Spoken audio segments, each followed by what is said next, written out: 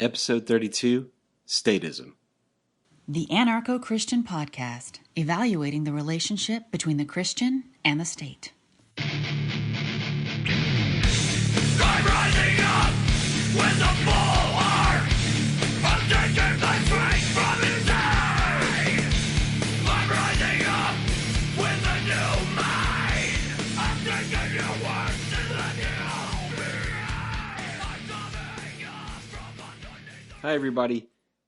Now, you know my primary goal with this program is to bring you as many resources as possible.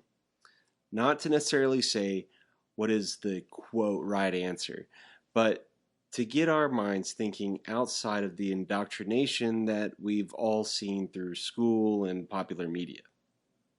And today is no different. I have a short essay from a prominent pastor and author, and then a few thoughts on the subject of statism. So the name R.C. Sproul is a popular one in the church today.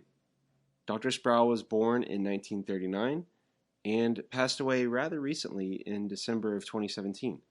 But he left a rich legacy for the church. As a theologian and ordained pastor in the Presbyterian Church in America, he wrote numerous books and founded Ligonier Ministries. He wrote more books than I can mention today, but some of the most popular include The Holiness of God, Renewing Your Mind, and What is Reformed Theology. As I was reading around various Christian opinions on government, I came across Sproul's essay on statism and thought, I need to share this. So without further delay, here it is.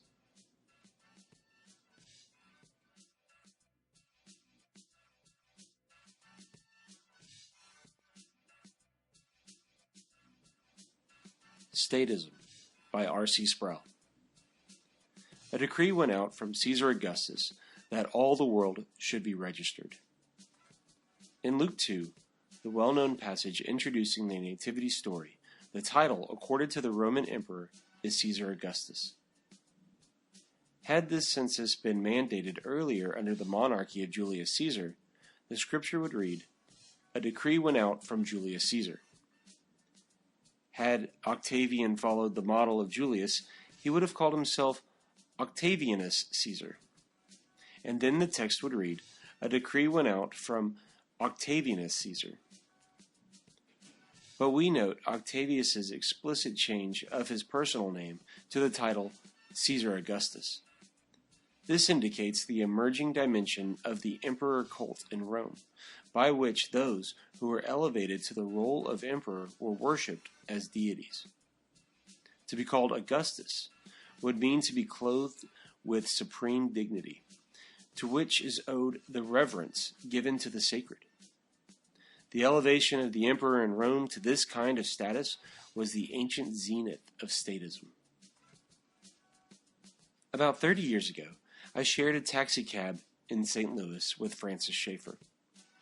I had known Dr. Schaeffer for many years, and he had been instrumental in helping us begin our ministry in Ligonier, Pennsylvania in 1971.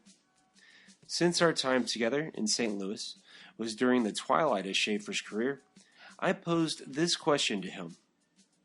Dr. Schaeffer, what is your biggest concern for the future of the church in America? Without hesitation, Dr. Schaeffer turned to me and spoke one word, statism. Schaeffer's biggest concern at that point in his life was that the citizens of the United States were beginning to invest their country with supreme authority, such that the free nation of America would become one that would be dominated by a philosophy of the supremacy of the state. In statism, we see the suffix ism, which indicates a philosophy or worldview. A decline from statehood to statism happens when the government is perceived as or claims to be the ultimate reality. This reality then replaces God as the supreme entity upon which human existence depends. In the 19th century, Hegel argued in his extensive and complex study of Western history that progress represents the unfolding in time and space of the absolute idea, Hegel's vague understanding of God, which would reach its apex in the creation of the Prussian state. The assumption that Hegel made in the 19th century was made before the advent of Hitler's Third Reich, Stalin's Russia, and Chairman Mao's Communist China. These nations reached an elevation of statism never dreamed of by Hegel in his concept of the Prussian state. In America, we have a long history of valuing the concept of the separation of church and state. This idea historically referred to a division of labors between the church and the state magistrate. However, initially both the church and the state were seen as entities ordained by God and subject to his governance. In that sense, the state was considered to be an entity that was, quote, under God, end quote. What has happened in the past few decades is the obfuscation of this original distinction between church and state, so that today the language we hear of separation of church and state, when carefully exegeted, communicates the idea that the separation of the state from God. In this sense, it's not merely that the state declares independence from the church. It also declares independence from God and presumes itself to rule with autonomy.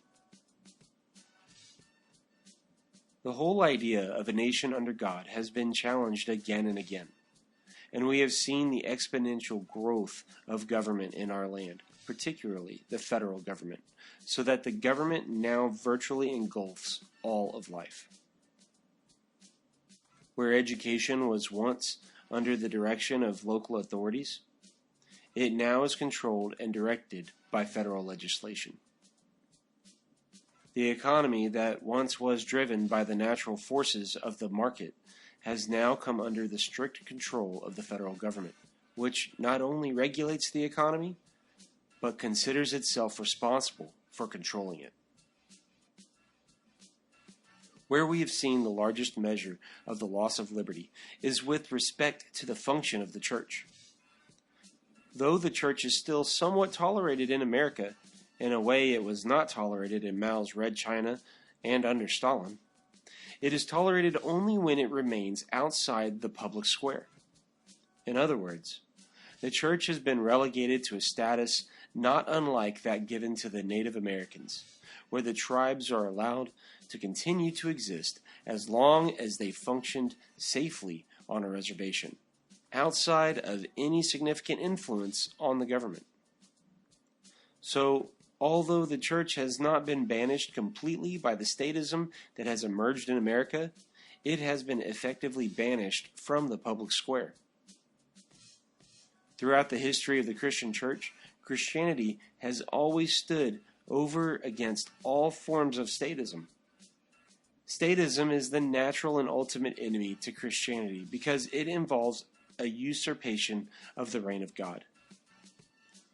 If Francis Schaeffer was right, and each year that passes makes his prognosis seem all the more accurate, it means that the church and the nation face a serious crisis in our day. In the final analysis, if statism prevails in America, it will mean not only the death of our religious freedom, but also the death of the state itself.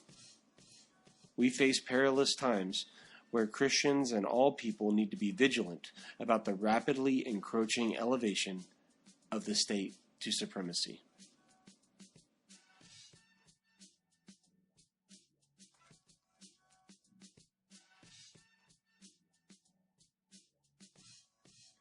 All right, there's a lot to think about there.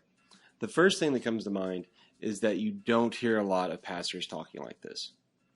Personally, I do think statism is one of the biggest problems in the church today.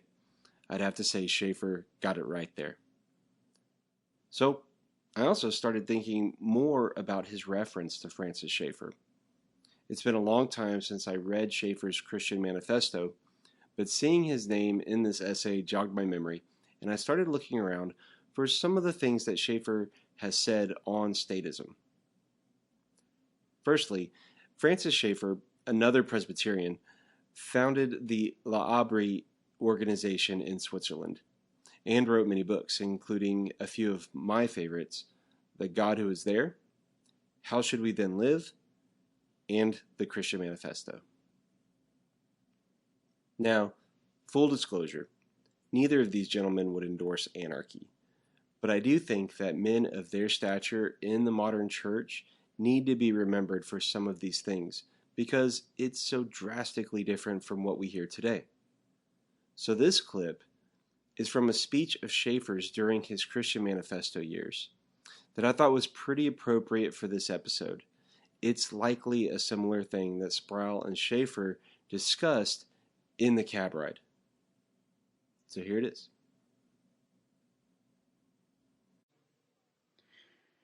What we must realize, the bottom line, the early Christians, the people of the Reformation, the founding father of this country faced and acted on, is the realization that if there is no place for disobeying the government, that government has been put in the place of the living God.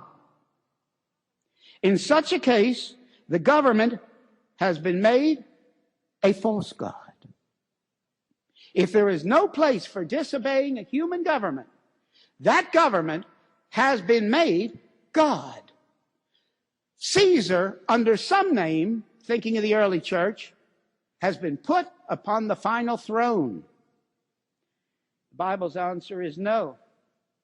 Caesar is not to be put in the place of God. And we as Christians, in the name of the Lordship of Christ in all of life, must so think and act on the appropriate level, and should always be on the appropriate level. We have lots of room to move yet with our cases, with our court cases, with the people we elect, all the things that we can do in this country. In the name of the Lordship of Christ in all of life, we must so think and act on the appropriate level. And if unhappily we come to that place, the appropriate level must also include a disobedience to the state. If you're not doing that and you haven't thought it through, Jesus is not really on the throne. God is not central. You have made a false God central. Christ must be the final Lord, and not society, and not Caesar. May I repeat the final sentence again? Christ must be the final Lord, and not Caesar, and not society.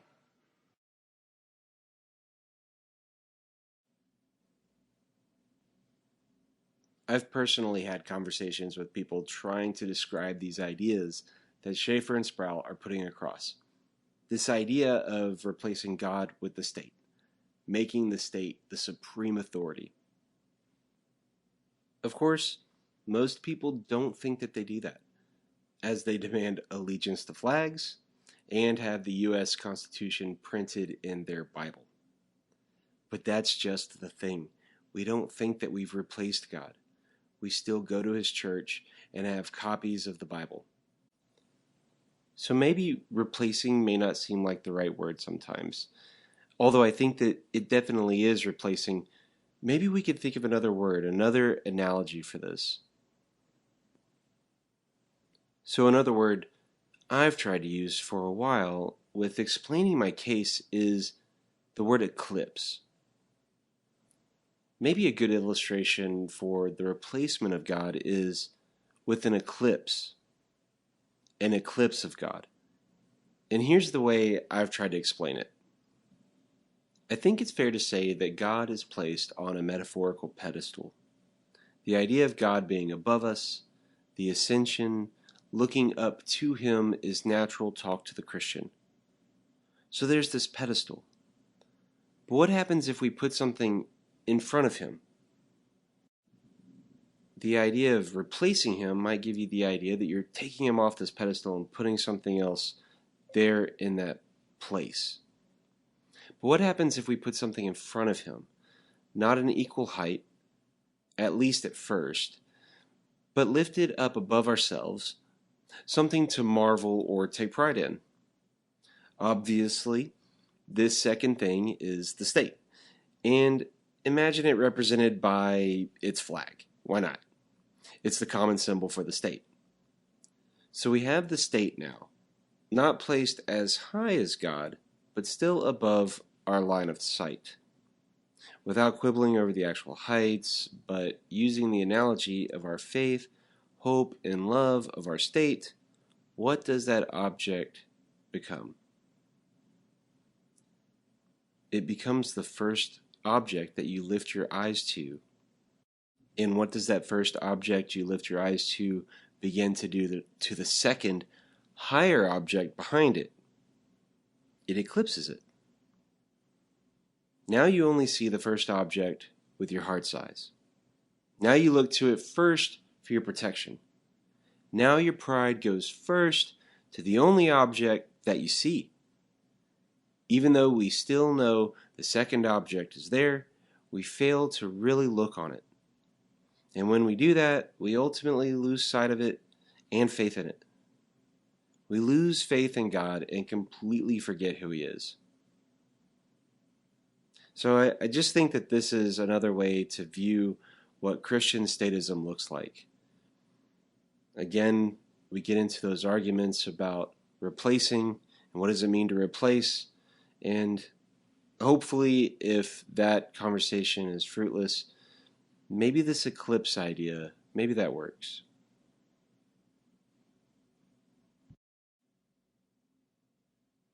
So I hope I gave you some good stuff to think on. Don't forget to subscribe to the Anarcho-Christian podcast on whatever podcatcher you're using. If you're not sure where to find us, visit anarchochristian.com/subscribe.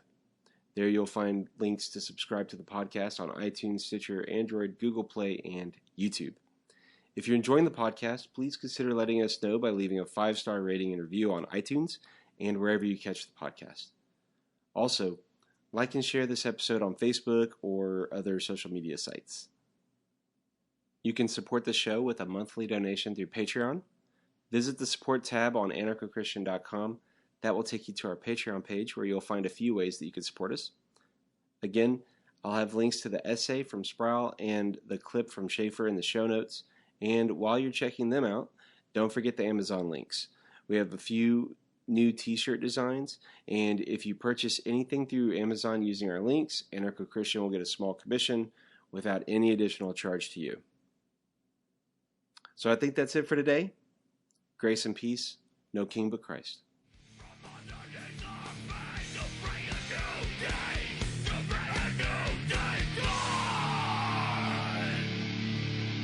Thank you for listening to the Anarcho-Christian podcast. Subscribe to our email notifications at anarchochristian.com.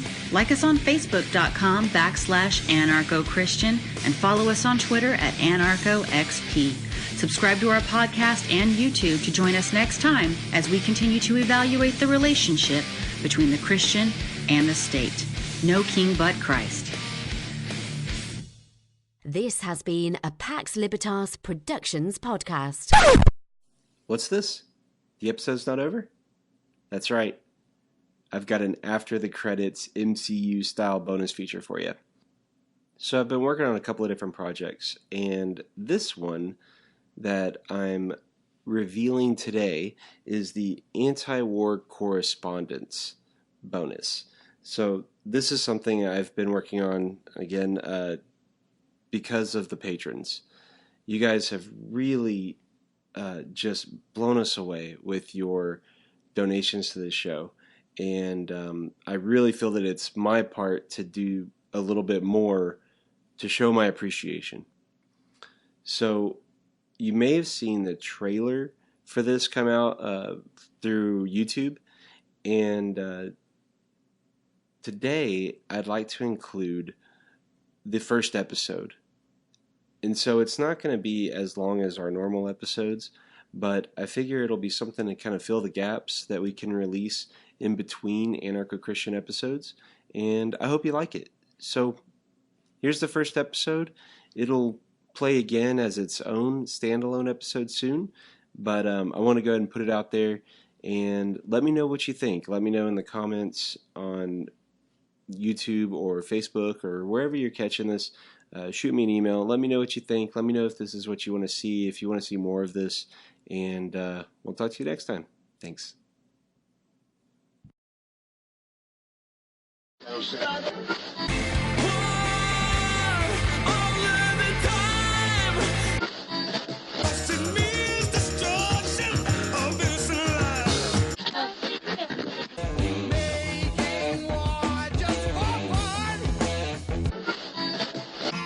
just don't want you to know I can see through your masks.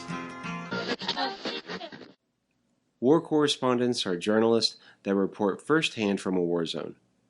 In our anti-war correspondence, we're bringing you segments from entertainment such as television and film that cut through the pro-war propaganda.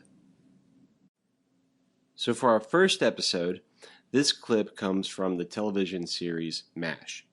In case you're not familiar, IMDb introduces MASH as members of the 4077th Mobile Army Surgical Hospital care for the injured during the Korean War and use humor to escape from the horror and depression of the situation. MASH was a very popular television show that appealed to people of various political persuasions, and it would sometimes drive home big points as it discussed innocent victims of wars. This episode is no different, as we see Hawkeye, Honeycutt, Father Mulcahy, and Major Winchester performing a surgery. This scene comes from Season 5, Episode 20, The General's Practitioner, and it's commonly referred to as War is War and Hell is Hell. Ever get the feeling there's a war going on? There's always a war going on. War is the world's favorite spectator sport. Who needs more skin sutures? Well, everybody knows war is hell. Remember, you heard it here last. War isn't hell. War is war and hell is hell. And of the two, war is a lot worse. How do you figure that, Hawkeye? Easy, Father. Tell me, who goes to hell? Sinners, I believe. Exactly. There are no innocent bystanders in hell. But war is chock full of them. Little kids, cripples, old ladies. In fact, except for a few of the brass, almost everybody involved is an innocent bystander.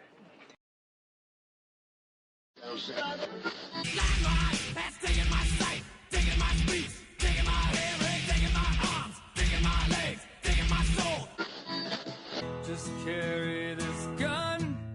This has been Anti-War Correspondence from Anarcho-Christian.